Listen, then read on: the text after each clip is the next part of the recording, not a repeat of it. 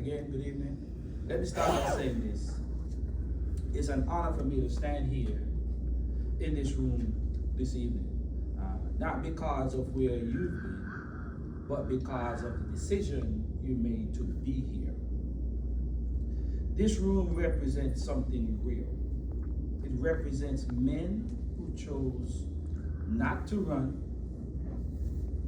men who chose not to quit, men who sat down, looked at themselves, and said, I can be better. And that matters. I'm not here to speak at you tonight, but I'm here to speak with you. I also want to acknowledge Dr. Davis. I met Dr. Davis through a mutual friend who told me about Dr. Davis, and I went and I seeked out Dr. Davis, and the minute we met each other, it was like we've known each other for like 50 years. So thank you very much, Dr. Davis, for this platform. And I also want to thank everybody that's connected to this program. So thank you all very much. Because what is happening here is not common. Spaces where men can be honest, be challenged, and still be respected, that's very rare. What's being built here is not just a program, it's a structure, accountability, and it gives men an opportunity to be themselves. And every man in this room made a decision to step through those doors. And that's what Dr. Davis talked about. It's a judgment-free zone. So when you come to those doors, that's a decision you made because you're looking for something else. So again, my name is Truthwell, and I've spent a lot of time thinking about what fatherhood means to me. Not what it looks like from the outside. Again, you can rob Peter to pay Paul and make yourself look good on the outside, but what it is on the inside. I've had to grow. Most of all, I had to check myself multiple times. I've had to take ownership of moments where it was easier not to. So this piece I'm about to tell you guys, this is personal. Okay? This is it's a personal piece that I put in here for. I just want to let you know I don't have it all together. It might seem like on the outside I do, but I don't. I grew up without my father, right?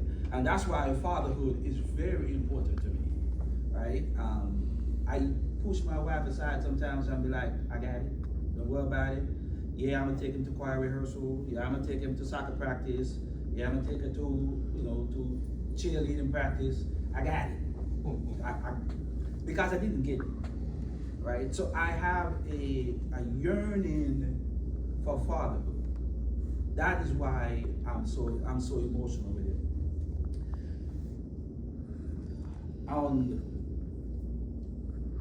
One day, my oldest son, who lives in Atlanta, he was maybe about 7 or 8, and he asked me a question. I wasn't ready for that question. And he turned to me and he said, Daddy? Hello. Daddy, hello. He turned to me and he said, Daddy, who's your daddy?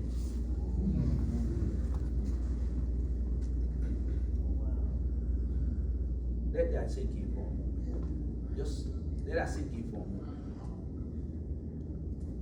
That's why I wanted Halo. I was hoping Halo that was going to be here. And in that moment, I didn't have an answer for him. I didn't. I just looked at him like, didn't have an answer. That was one of the most difficult things I ever experienced. But I realized in that moment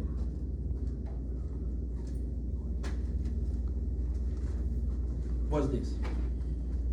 I may not have had an example, but I had responsibility. I couldn't change what I didn't receive. but I could decide what I was going to give him.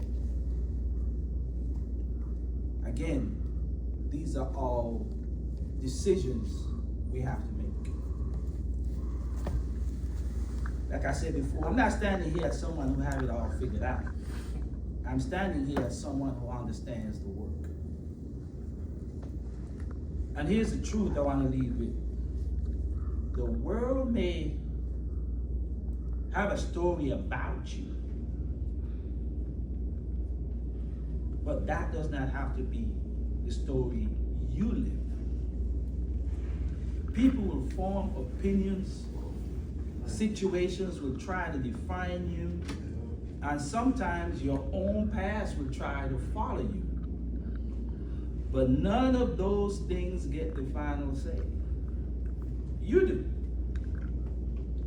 You get the final say. And that's where responsibility becomes powerful.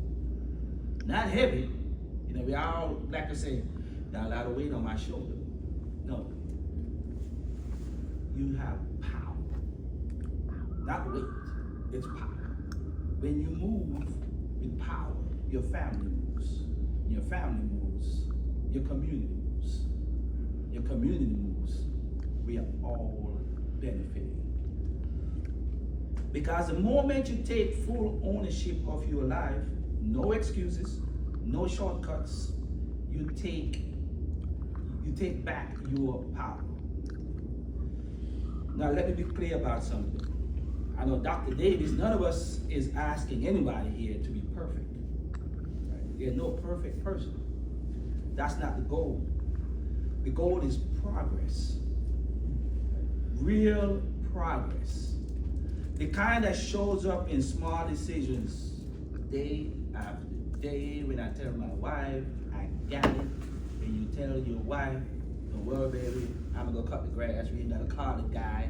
I'm gonna go wash your car. Don't worry, listen, I'll iron your clothes for you today. I got you. Let me cook today. I got it. Right? Those are little things when you take your child to whatever she or he may have. Tell her to sit for a minute. You got it. Do this day after day. Getting up when you don't feel like it. Doing what needs to be done when nobody is watching. Choosing discipline over comfort. That's where change happens. It's called, we used to call it in the Navy, we used to call it integrity.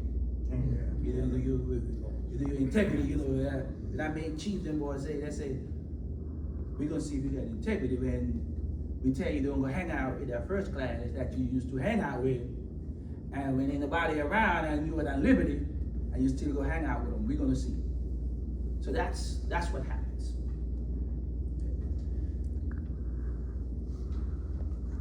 Choosing discipline over comfort. That's where change happens. And for those of you who are fathers, or will be one day, out of everything you do for your children, there's nothing more important than your presence. It's not perfection, not the Jordans, not the designer clothes. Your presence is the most important thing. Not having it all together, not even having all the answers. I found that out personally. Your presence matters. Being there, showing up, staying consistent. Because children don't remember perfect men, they remember present ones. Present ones. That's who they remember. We all remember that uncle, your dad. I didn't have a dad, I had a neighborhood guy that I watched raise his family, and I kind of mimicked some of my stuff off him. In fact, he was really good. I kind of mimicked some, and most of my fatherhood style really is how my mother raised us. So I raised my family from a male perspective of what my mother did. She didn't play, you had to study, read, do your homework. You can go play, but you got to come back home before the lights go down. And y'all, I can see you, you're good, but you got to be right here. And she don't talk, she just grab you, you're whooping anywhere she feel like it. But so I kind of mimic my fatherhood style from around her. So let me leave with something tonight. There's 3 things. First, show up. Right? Even when it's uncomfortable, even when it's inconvenient, show up anyway. Second, be consistent. Be consistent. Not once, not when you feel like it, and maybe not the day I'm tired. No. Be there every day. Do it over and over again. Why? Because that's how you build trust. And third, take ownership. No one makes you do anything. No one. You make a decision. Dr. Davis, I'm going to stay out for just for a little bit. No, please. I'm going to give you a quick thing. I used to smoke cigarettes. This was a long time ago.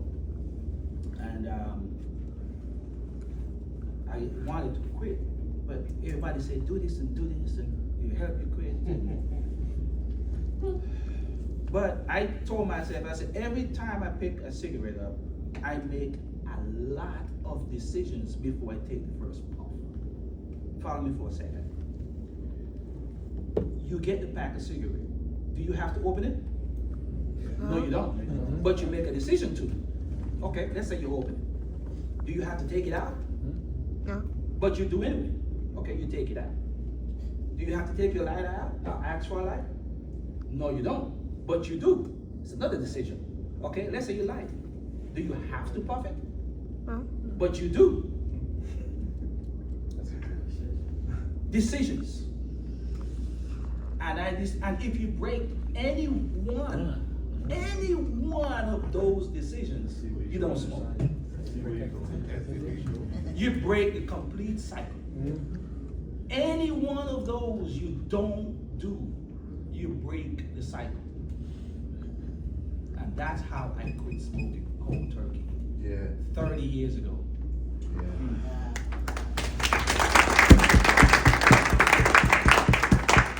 Thank you. All right. So, because ownership leads to growth, and growth leads to change. I don't need to know your story to respect you. Your story is enough for me. What matters now is what you do next. The future, that's where the future is built. Tonight is not the finish line. You're not finished tonight. It's just the starting point. It's a moment where you decide who you are going to be. When the structure is gone, when the support isn't right in front of you, when life gets real again, that's when it matters. As you leave, I want you to take this with you. You are not finished. You are not defined by your past. And you are not without value. You are responsible, you are capable, and most of all, Lord knows we need you. You are needed. Men are needed. We need you everywhere you go. If you go to church, you will hear the pastor say, men ministry are not doing so good. We need more men to participate. You're going to hear it everywhere you go. Everywhere. You are needed. Walk forward with that in mind. And more importantly, live it. So thank you, Dr. Davis. Thank you, gentlemen, and congratulations. And thank you again.